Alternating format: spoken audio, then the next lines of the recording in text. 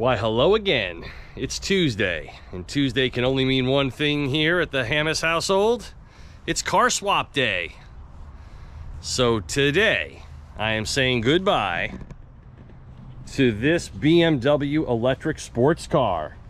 This is the new 2022 and first ever i4 M50. So this is the high performance version of their new electric 4 Series Grand Coupe, if you will, which has the coupe-like body style but with 4 doors and a really small and tight back seat. As you can see here, sorry it's so sunny today, so I'm going to get some shadows in here, but I'll try to keep them to a minimum. Yeah, so this car here, as tested, sells for about $84,000. It has 227 miles of driving range on a full charge.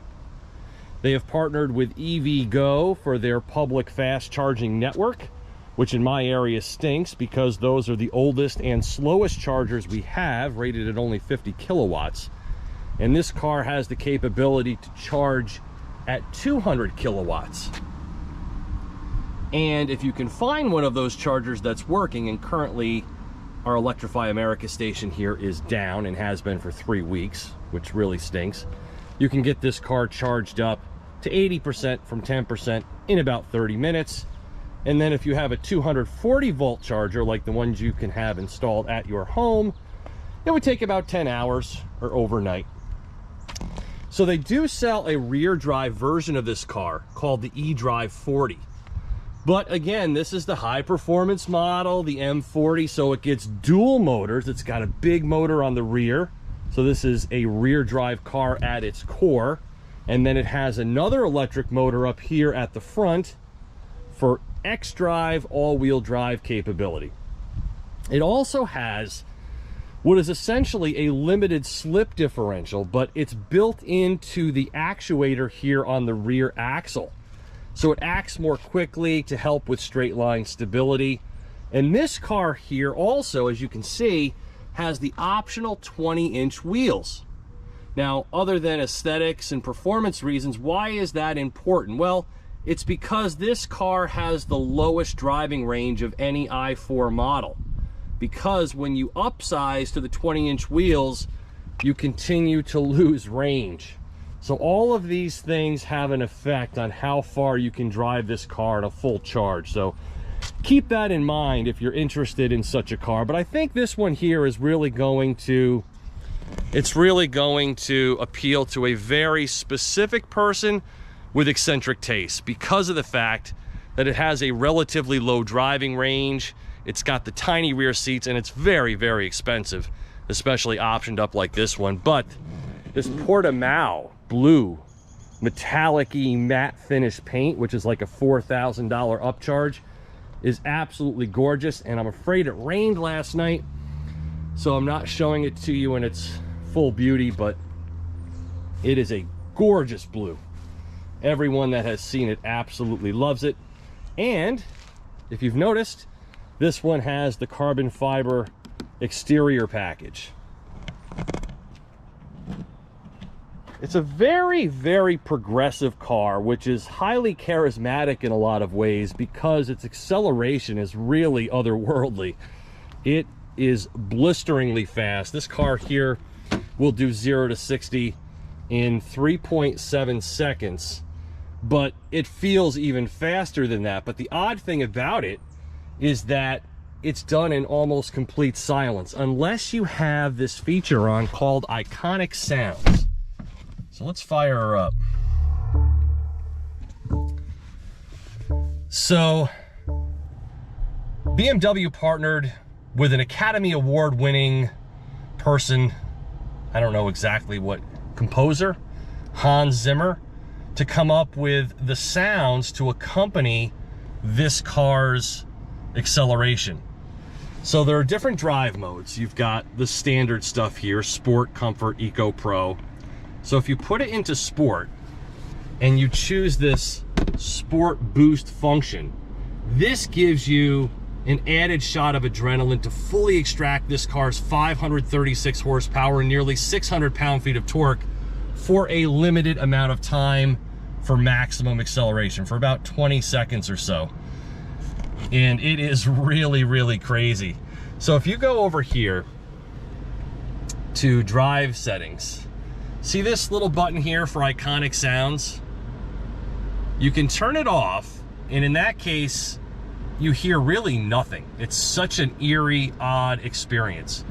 But if you turn this on, and you'll see this in my full review, which will be coming up next week, so I hope you tune back for that, that when you leave that on, the sounds in here, I mean, it sounds like you are traveling at warp speed on the USS Enterprise. It's really kind of a crazy sound that is completely in tune with your right foot, so it changes as you accelerate. Again, you're going to have to hear it firsthand to really understand. But so this is the new curved display of the iDrive 8 system.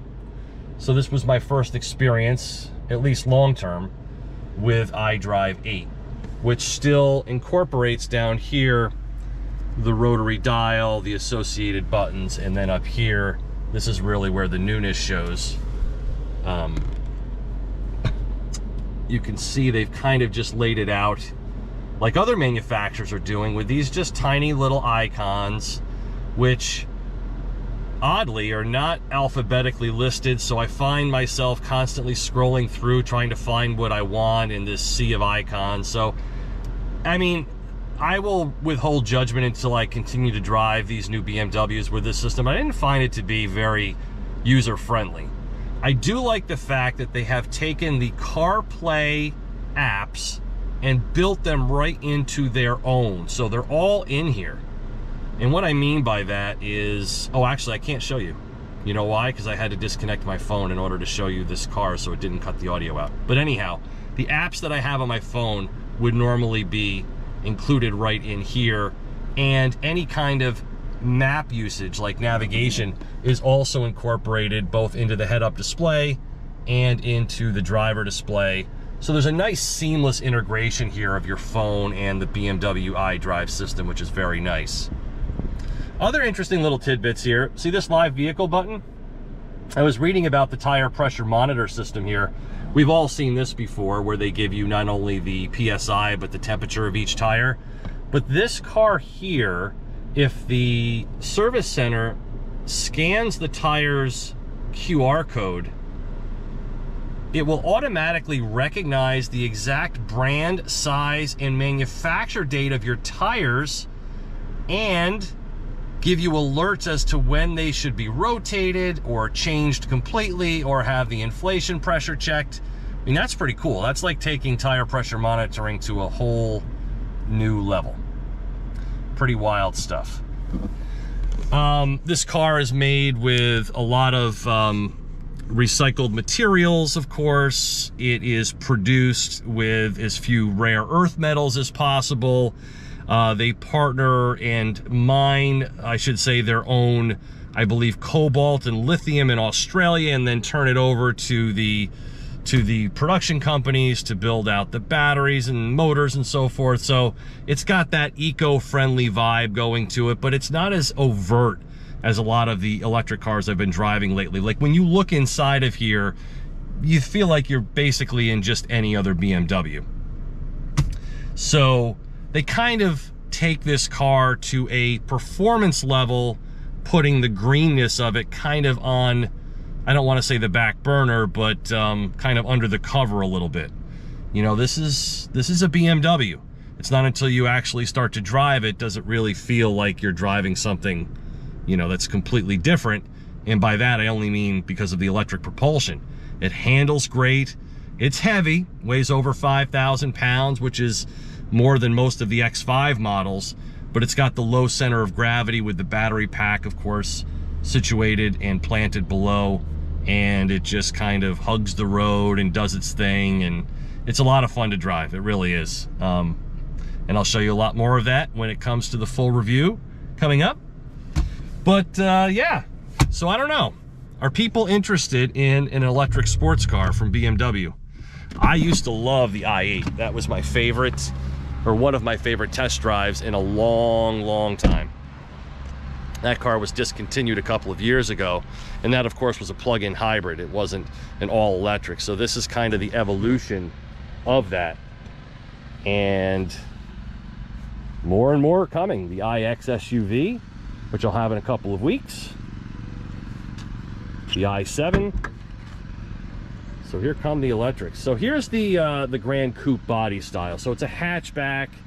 You've got quite a bit of cargo room back here. This bag houses the charge cable that you would use for the 120 volt connections. But because I already have a Kona, I already have one in my garage, so I don't need this taken out. The seats fold down, of course. This pops out, this little cargo cover here. So you've got lots of room. There's actually an air rear suspension on these cars, which I found kind of interesting. So the ride quality is surprisingly good. Very BMW-like, but you feel the road, but you feel it in a sophisticated, composed way. And even on these summer use tires. Lots of grip, never nervous, unworldly acceleration.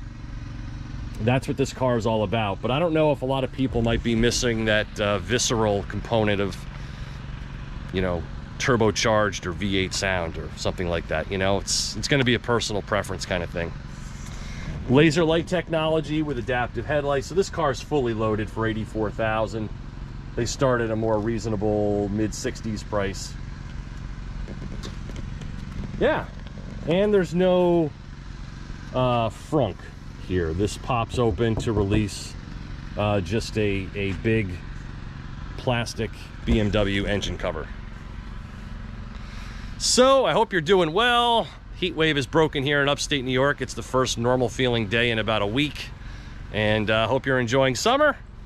I will be posting my Chevy Silverado ZR2 video coming up in the next couple of days, so I hope you check that out. If you're interested in EVs in general, I've been doing tons of EV videos with explanations about charging and range and battery temperature and all those things that I know that you are interested in. So I hope you can go back through and check some of those out, like the most recent EV6 video. Have a great week, everybody. I will talk to you soon. Bye-bye.